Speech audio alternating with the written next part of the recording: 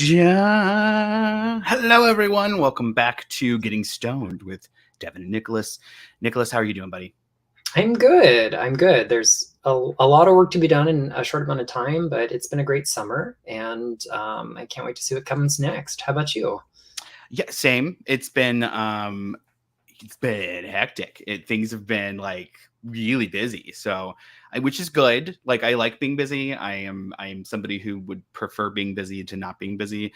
The flip side of that though is that I tend to, because of my ADHD, take on a bunch of stuff and then I like float between all these different projects. And so I constantly feel like I'm simmering on something or I'm, working on something without necessarily feeling like completion on something.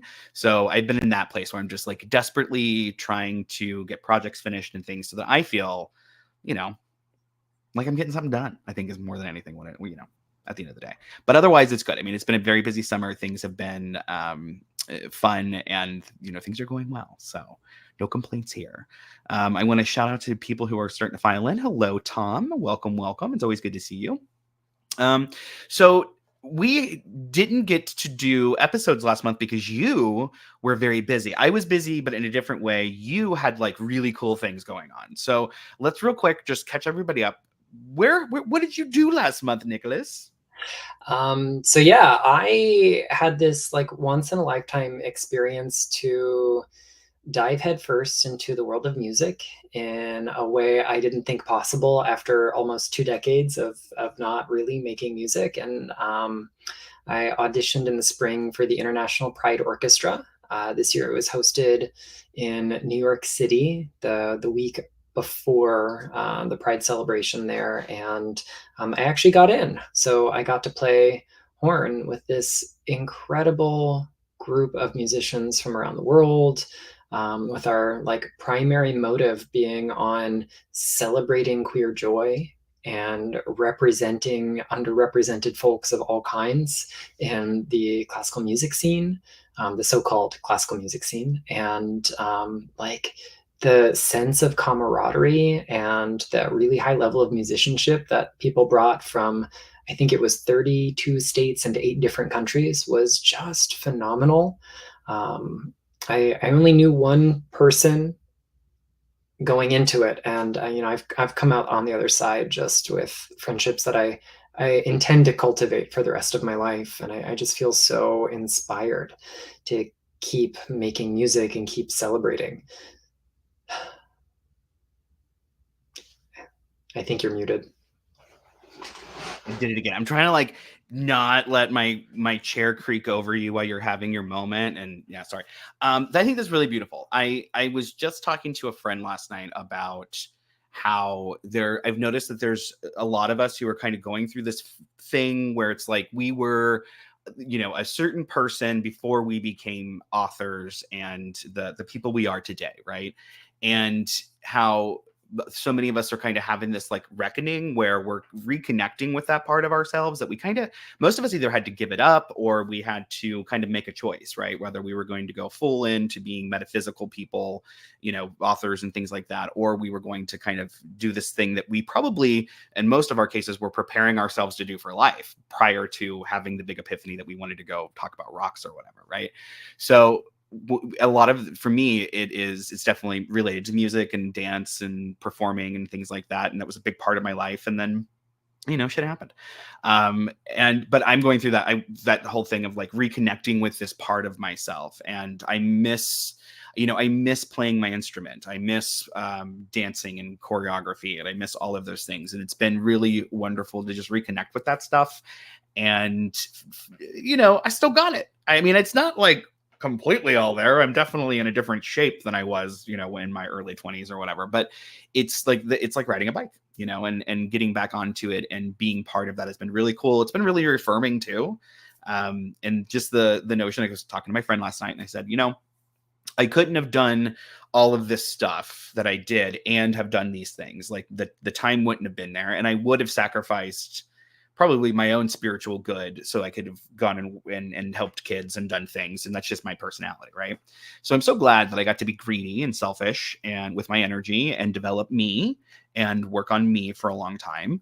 But now that I've done all that, I can go back to this thing that I loved, as a new person, basically, almost, and with different values and different levels of respect for the activity and things that are going on. And it just changes everything, being in a different headspace and being a little more evolved, I think is the place we want to be at when we're going and looking into our past and revisiting our past. Like, we should be changed people. So I've really enjoyed it, and I'm finding a lot of my friends who are writers and kind of in the same vein of work that we do. We're all having the same kind of thing right now, where it's like we're touching base with an older part of ourselves. Yeah. I've been reflecting in the last few weeks a lot about how I went to school for music originally. That didn't stick, but I went to school for music, and the stress of that precipitated a need to find some other place, some other refuge. And for me, that was the Earth Science Museum, at which I worked, home to the largest mineral collection. At one point, it was the largest privately held collection in the US, but now it's just one of the largest collections in the southeastern US. And that was my mental health practice was playing with rocks and getting to know mineral science. And then that opened the doors to the spiritual experiences that I was having after hours, not necessarily in the four walls of the museum. But my boss and her boss are both keen on letting me believe whatever I wanted to believe about rocks, as long as we put science forward in that space, which led to a lot of really interesting conversations. But nowadays, the stress of hustle and bustle in my career related to rocks has precipitated the need to find solace in music. So I've got this kind of role reversal, and taking a large portion of the pressure off of making music that I had when, you received letter grades on it, allows me to be a lot more joyful and to not project the same kind of internal pressure, and to I will say this. 2 weeks ago, when I was in New York, I had the first breakthrough in imposter syndrome that I've had probably in a very long time, but also the only time I've ever had it about music. So, and it's the releasing the need for that internal pressure. Yeah. So I'm hoping that's going to spill out into other areas. But, we're all delightfully human. And that was one of my big takeaways from this event as well. We're all human. Nobody there, it was all music all the time. Maybe lots of people were like mostly music 95% of the time, but they still had, rich lives beyond that. And so being able to be a hobbyist, an amateur in the very literal sense of the word, doing it for the love of it, amateur, from amare, to love, that was really therapeutic for me. And it reminds me that I chose the writer's life because I loved it. So I want to pursue that purely for the love of that again. Like everything with music, I love the platform. I love everything that being a writer, a teacher, a practitioner has given to me. But sometimes it feels like a job and not like a purpose. And I'm definitely going to be taking those little light bulb moments into the rest of my practice. Yeah, totally. And it's so freaking hard to be a spiritual person and do your spiritual thing as part of the way that you make your living. And it's awkward sometimes, and it's full of insecurities, and a lot of people just don't kind of get, like, when you really go full in, like, shit changes and you've got priorities you have to shift and things like that. And anything that we can do to keep ourselves, I think, spiritually in the game, mentally in the game, is so important. I mean, it really truly is, because once this starts to feel like chores, right, we end up with like a totally different experience and relationship to it, and it sours the experience. So I'm 100% on board with this, and I feel like resonance with your story here, because I'm seeing that in my own life. So I think it's cool. I think it's great. And more importantly, like, you've written all these books, dude. Like, you've done all this work, and I for me, it's like I feel like I've kind of squeezed the juice out of a lot of the things that I think I had been plumping up for a long time, right? And so I like, for me, writing now, I've gotten to the point where I'm like, I actually just want to write about stuff that I want to write about and stuff that I'm into right now. And whereas before it was I have to write a series and I've got to write a da da da da and I got to, and it's totally shifted. It's completely shifted to this place where I'm like, actually, books need to woo me now. It's, like I'm in this very different place because I want that level of passion in the things that I do. And when I started to feel it waning, I was like, no, no, no, no, no, no, no, no. We're not going to be that author who like pushes things out for the sake of pushing things out and there's no there. Like, I'm not into that. So if I have the ability to disconnect from all of this for a minute, go be a normal person, go be somebody who doesn't have to worry about the spiritual ramifications of blah, blah, blah, blah, blah, right? And just go try to be a good person out in the universe for a while, come back. It gives me the recharge I need to dive deeper and to do some of that extra work. And so I totally get it. And I think at this point, it really is just keeping, gas in your tank. Yeah. Yeah. So anyway, yeah, well, I'm glad things are going well for you. I'm glad that you are in a place where you're back home and you're working on things. And I know you've got like books galore that, you're working on because you are a prolific guy. So yeah, so it's one of those things where it is now time for you to return back to your perch, sir, and get the job done. Do the thing. But I'm really glad. And how are you handling the weather down there? Because here we're going through a heat wave and it's been absolute hell. Yeah, our heat index was 104 yesterday. And we are not at the hottest part of summer by a long shot. So we probably got another 6 weeks before we hit that. Yeah. There are all kinds of advisories out. So,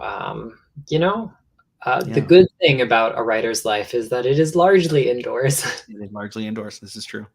Yeah, our heat wave hit last week and it was like it was like 110 for a couple of days. So it was like, but the entire time I'm thinking like, at least it's dry.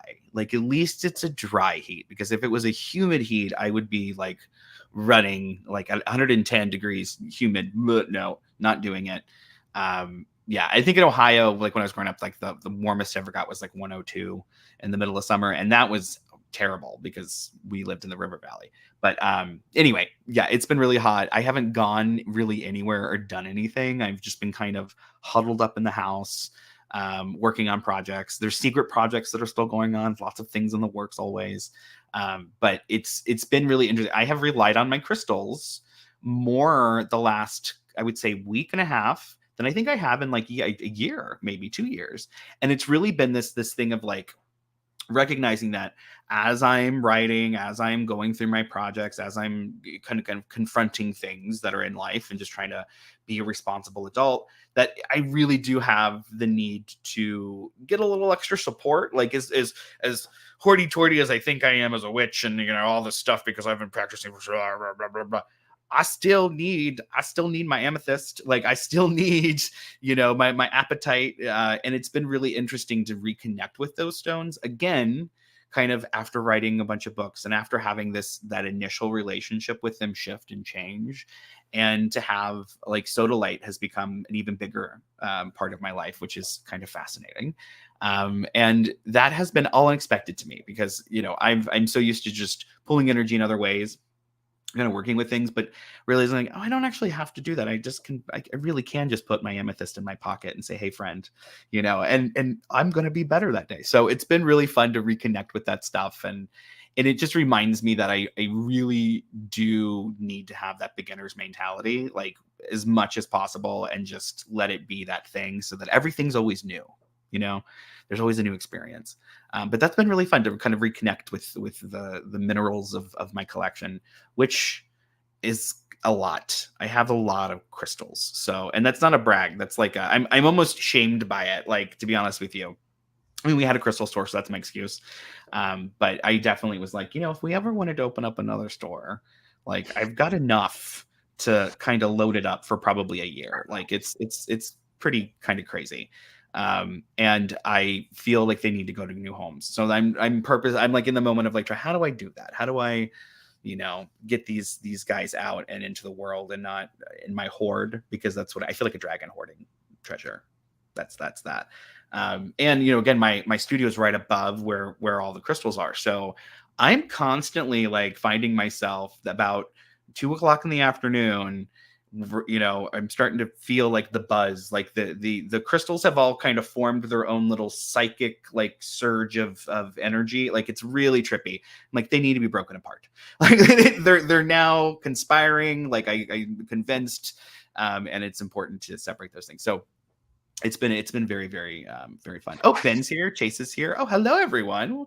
It's so good to see everybody. Thanks for joining us for our live. It has been a minute since we did a live, so we were really glad. And I have bad news. I'm going to be out on gig for our next session, so we won't see you until next month. So this is the episode for the month. But yeah, I'm going to be gone at a gig, and which I'm really excited about. But that's a newer thing, so I had to move things around.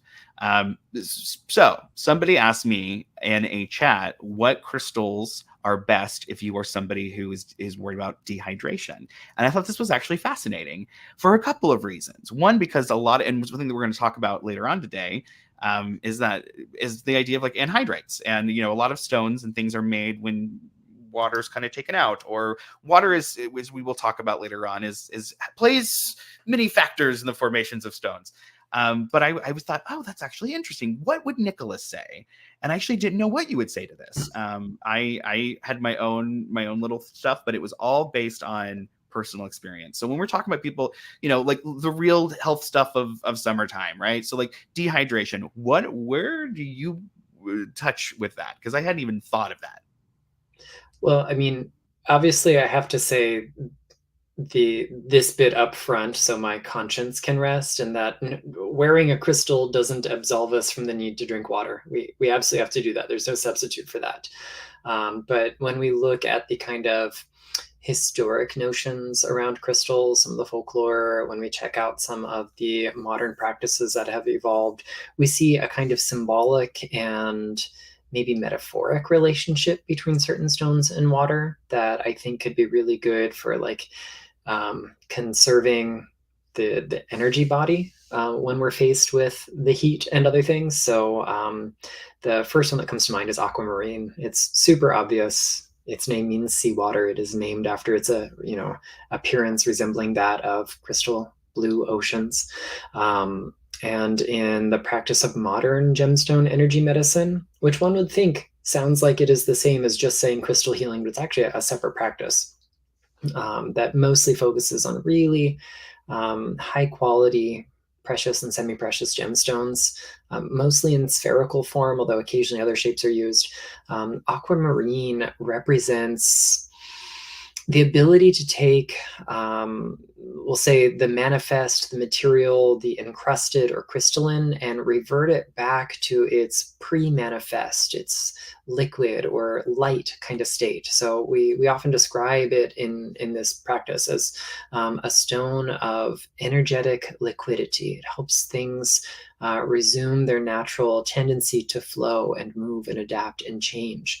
And therefore, it is one of the gems par excellence for energizing our water for the health of the body, the mind, and the spirit. And so that's actually one I've been working with a lot lately. It also helps our creativity flow, among other things. And from a practical and chemical standpoint, we could also maybe look at salt or the mineral halite. We use chemical salts in our sports drinks and stuff to prevent us from being sick with dehydration, because we perspire more than just water and we have to restore those electrolytes, which are necessary for, among other things, the chemical and electrical balances of our bodies. Yeah. So halite being one of those minerals that can do that. Symbolically we could work with it, but also ensuring that we have it in our diet. We need it in every cell of our body for it to function. There are two substances that every cell must have, or it withers and dies, and they are water and salt. Apart from the things they're made out of, they're not. Right. And then Another one that I think might be interesting to look at in this context could be one that has water in its makeup, and that could Yeah. be opal. So opal is not a crystal; What it lacks a crystal structure, but Mhm. um, an essential part of its variable chemical formula is water. So we describe it as silicon dioxide, amorphous silicon dioxide with dot N H2O, meaning any number of water molecules can be present in there. But our fine and gemmy precious opals have a pretty good distribution of water in their makeup. Other opals are like super um, absorptive of moisture. Mhm. Others can lose it pretty rapidly. So we just want to make sure if we're out and sweating and stuff, you probably don't want to wear your opal. But if we wanted to meditate with a stone to also kind of build that resonance between the alchemical water element and the physical water in our body, opal would be one that I would turn to. Mhm. Yeah, I said opal and aquamarine, but that was like my basis for aquamarine is obviously it's aquamarine. It's got aqua in the title, and then with opals, it was really to me. Well, the other so there's a thing with opals because I love me some opals. Now I know you love opal in a way that is almost sickening, but I love opal in a fun way. And so no, but seriously though, like opal for me, like you if you ever go to a gym show or you ever get to see raw chunks of opal, you don't really see like the brilliance of opal until it gets dumped in some water, and then it becomes this amazingly gorgeous like thing. And some opal, depending on where you get it, is very very much like it puts off that water energy. Like you can't, even though it's usually like a firestone, people kind of associate it with that. There's a lot of liquidity and a lot of water vibe energy in opals, and obviously for the reasons that you said. So my thing really was just the vibe is there. Like, and I felt really stupid. That's why I was like, I wonder what Nicholas would say because he's science boy, and you would know all the things. So okay, so we're on the same page. I appreciate that. I like that. Halite is interesting, or halite, halite. So, is that Halite? Is that the stone we're talking? Okay, yeah, I've heard it. I've halite was like another, yeah, because it's anyway. So okay, so Halite. Go find some people. It's actually not an inexpensive stone. You can get it pretty much anywhere. It's actually no, that's not true. You can't get it pretty much anywhere because I know I've had struggles getting it for clients and stuff in the past. So, but you can get it online, and it is something that is, I think that's worth trying out actually, especially because we're dealing with things like electrolytes and all of that fun stuff. Very good, Nicholas. Very good. Okay, so for the last part of our episode today, we thought we would go through some news stories from the mineral world and talk about some of the cool stuff that has been going on, because it's something that we as metaphysical people, we always want to go to science and we always want to like take from science. We don't ever just kind of observe what's going on with the scientific world. And when it comes to minerals, there are discoveries happening all the time that you're never going to see on CNN, especially in an election year. So I thought some of these things were really fascinating, and I wanted to talk about it with you guys, and of course go through this with Nicholas. Nicholas doesn't know what the articles are that I pulled, but I'm going to pull these up here. Da, da, da. Hello. Awesome. So just starting on my main page, modernwitch.com, go check us out sometime. Okay, so this is coming from phys.org. And the header is Treasures Beneath the Ocean Floor, Seawater Plays Role in Gold Formation. So this was a really interesting article that essentially, I went through and I highlighted just this section to read everybody. In our new study, we discovered that sodium ions in seawater are what caused gold nanoparticles to clump together, acting like the acid in souring milk and eventually forming gold veins, said lead author Duncan McLeish, a postdoctoral research fellow at McGill's Department of Earth and Planetary Sciences. The presence of seawater suggests gold veins could form in the seabed. This means untapped gold resources might exist in the submarine island arcs and deep ocean trenches where conditions are prime for gold formation, according to this research. So this was a really interesting article to read for me, because gold, first of all, we've had a lot of breakthroughs with gold. Like, we're finding gold in things we didn't think gold was going to be in. We're finding that gold is probably not as hard to duplicate in the grander scheme of things, like as we had originally intended. So what do you think about this idea that salt water is essentially kind of acting like the acid in sour milk when you're curdling milk, making cheese, things like that? I thought that was a fascinating idea of the chemical reaction.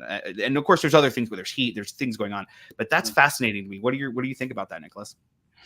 I'm immediately drawn to kind of a symbolic interpretation of this lens, and one that is on the fore of my mind because I've been doing some salt related research. I can't say why, but just I am. And we have a lot of cultural associations around the world through many eras across many different peoples and languages and places, of this link between salt and wealth. Our modern word salary comes from an expression in Latin, salarium argentum, money for salt, the portion of one's pay that might have been attributed to or constituted by salt. And it's associated with the abundance and fertility of the oceans. It's associated with monetary wealth, because at one point only the very wealthy could afford pure salt. And this idea that salt was worth its weight in gold, you see expressed in a lot of early modern and even like into the proper modern period texts, where in sub-Saharan Africa you have markets in many parts of the continent that gold was actually the thing people traded for salt because it was that precious. And here we have salt being traded for gold, the other way around, geologically speaking. And so I think it kind of underscores this this kind of universal connection in the human psyche between salt and things of monetary significance. Mm-hmm. 100%. I love that. Again, we're finding more out about gold and how gold is plays a part in just so many different of the natural phenomenon and things that are happening just on the planet, or inside the planet. Rather, I think it's really great because gold has played such a huge part in our society, right? Like, money.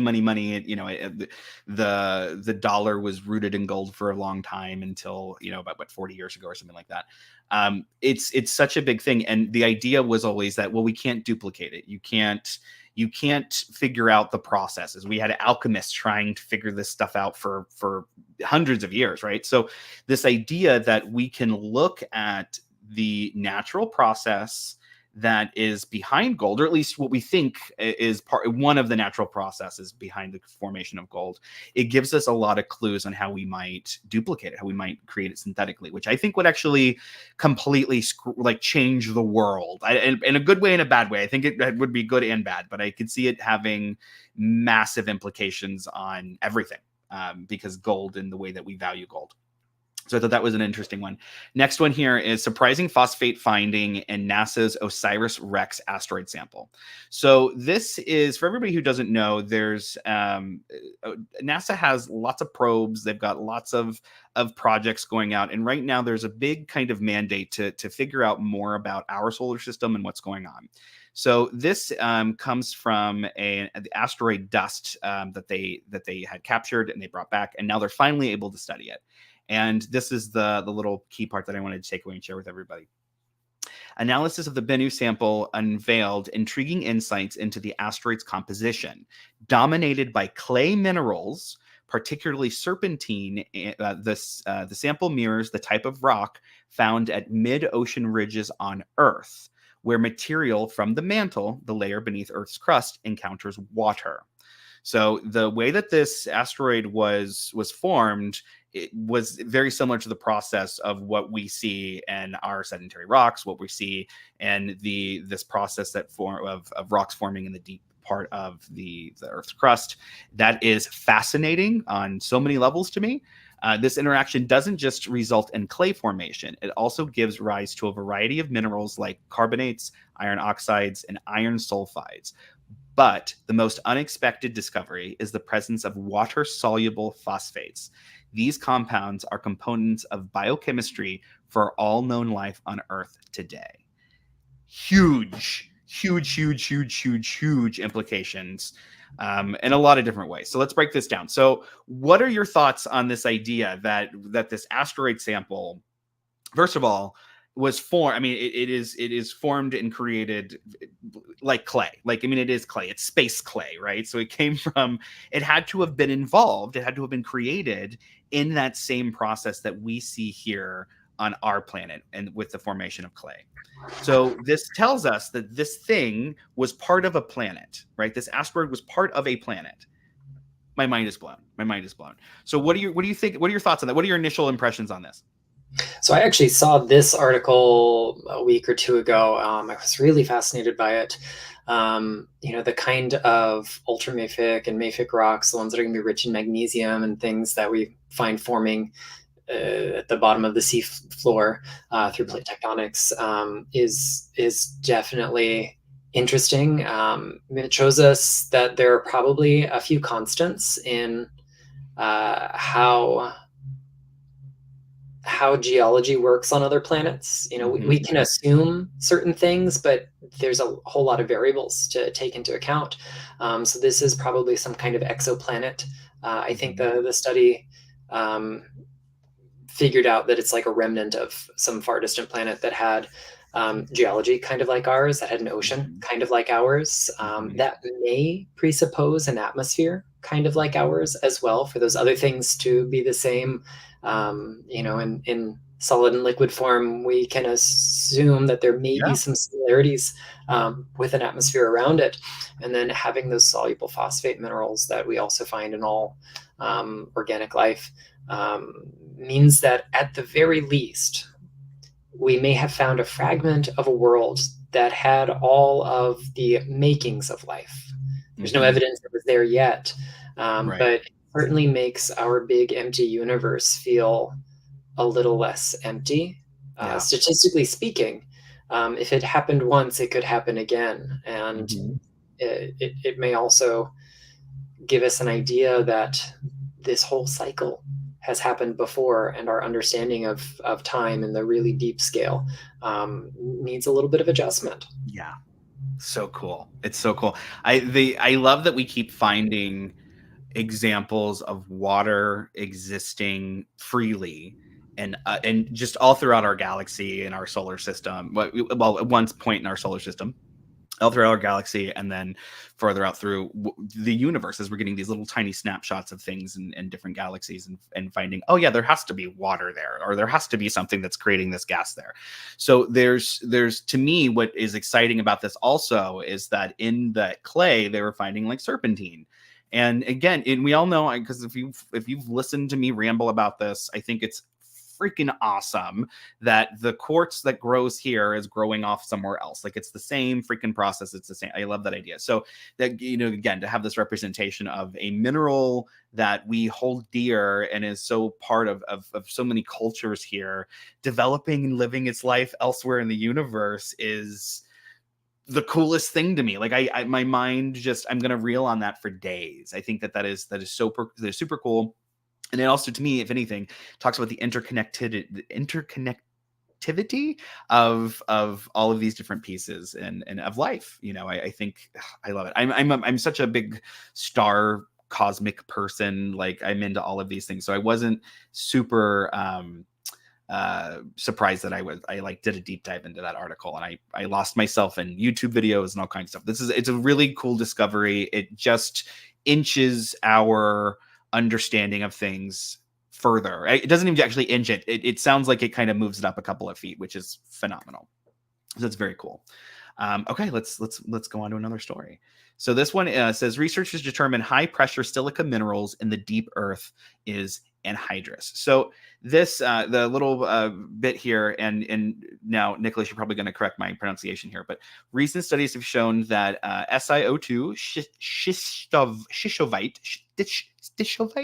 stishovite retains large amounts of water, and it is thought to be a major water carrier in the lower mantle.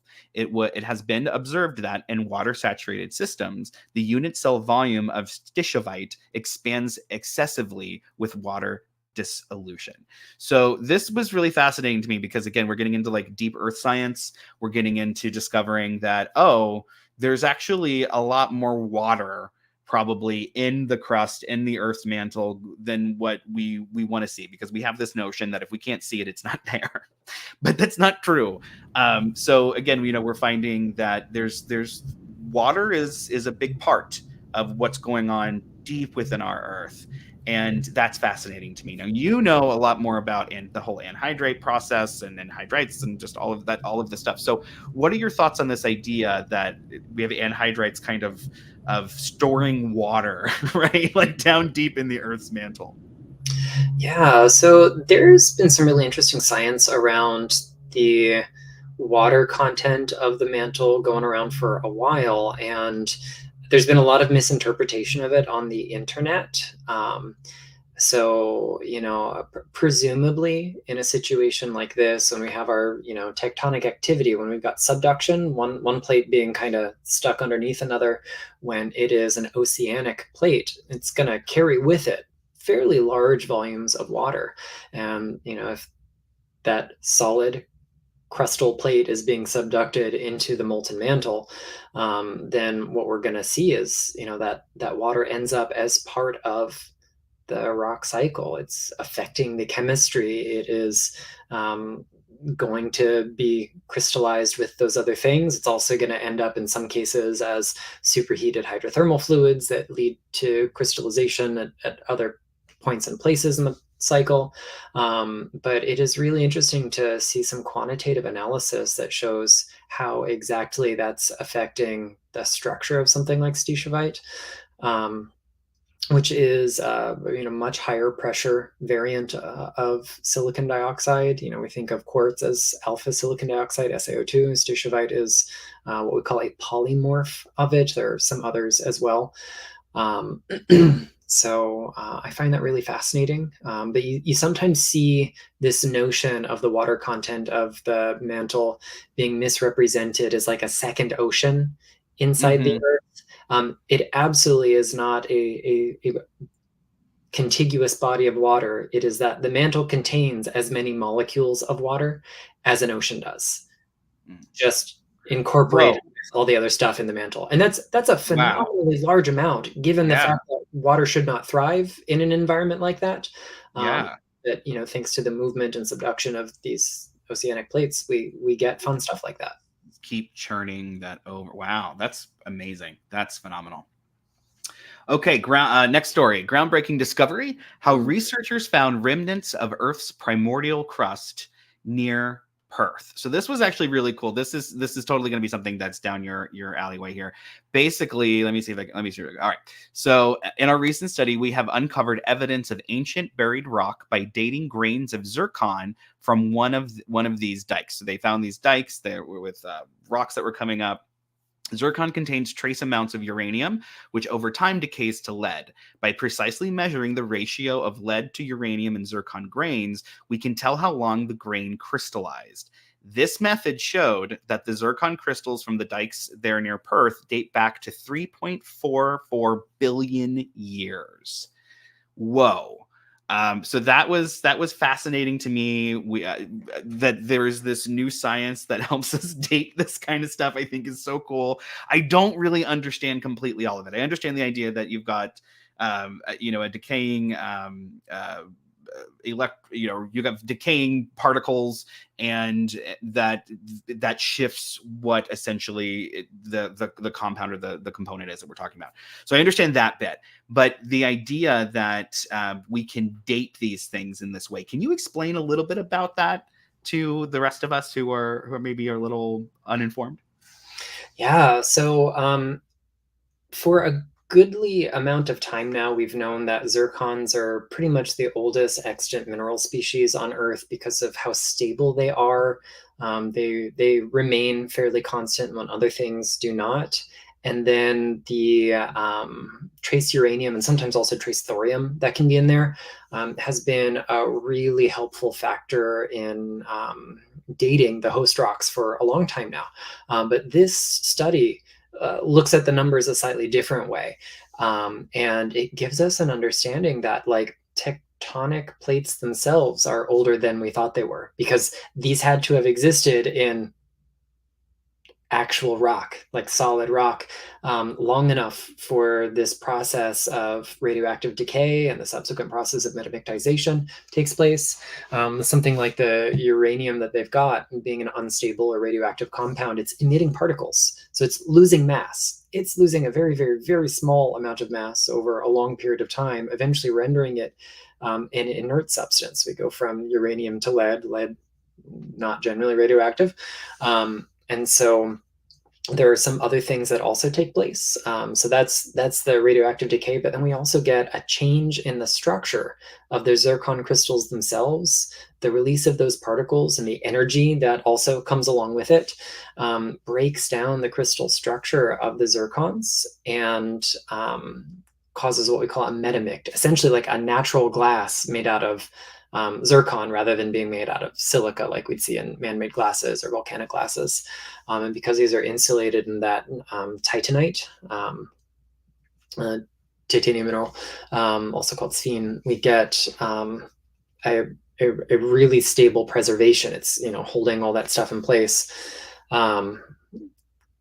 causing the breakdown of the zircons to be much, much smaller. So by finding these tiny inclusions inside already tiny titanites, we've been able to assess the age of the host rock.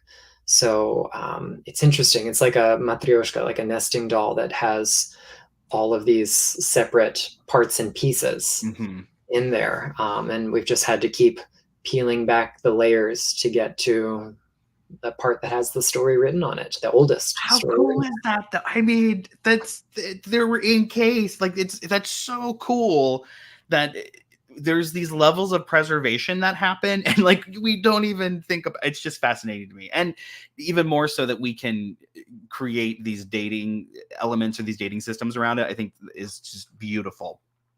Because the more evidence we have that our planet is actually not 4,000 years old, the better. And I'm all for it. So this is really neat.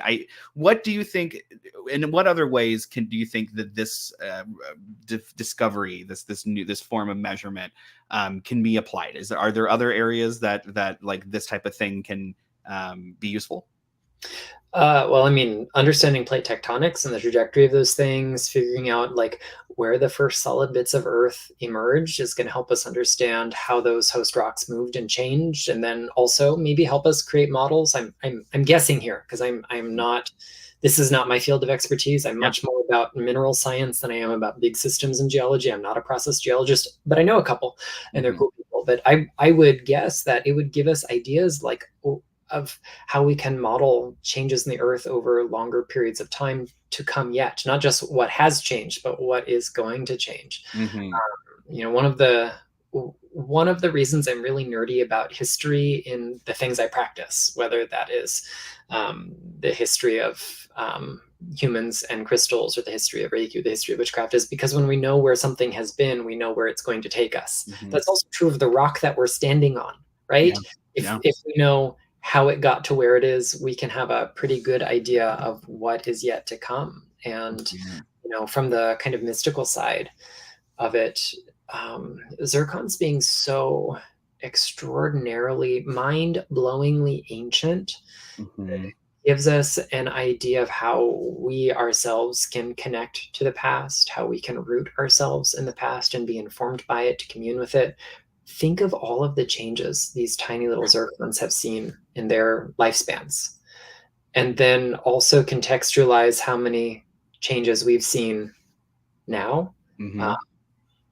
Our problems seem very small compared to theirs. So small, so fascinating. And the thing I was talking to somebody about, like tree magic the other day, and it was like, well, trees are great because they've seen things. It's something I picked up at a horticulture event. I can't remember which teacher brought it up, but they're like, trees have seen things. They've been around for a long time. They've got a lot of wisdom. And I'm thinking, oh yeah, especially compared to like a perennial plant or something, right? But I remember like the session was over and I'm sitting with all my rocks and I'm like, oh, well, you guys are like hella old, right? Like you've seen some things, but the idea of 3.4 billion years I can't even wrap my head around it. I mean, I really truly can't.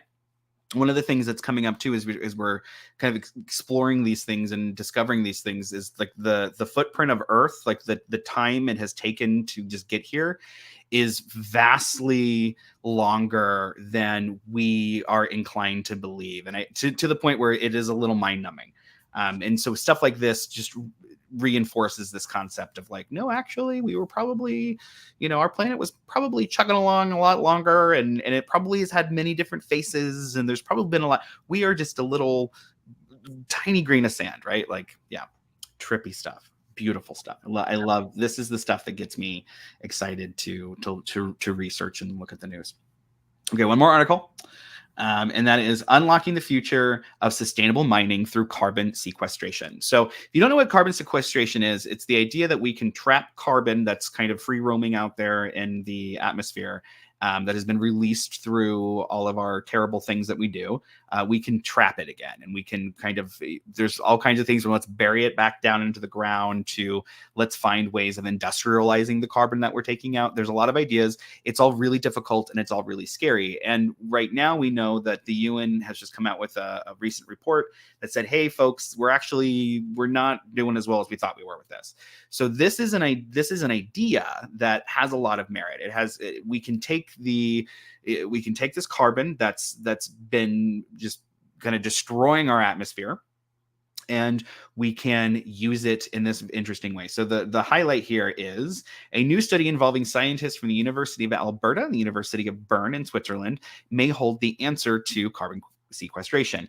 Using the Canadian light source as the University of Saskatchewan, the researchers have determined how best to trap and store CO2 using bursite or burkite. You have to tell me what that is, Nicholas. A mineral found in certain mining wastes in geological environments. Their work could help make mining more sustainable.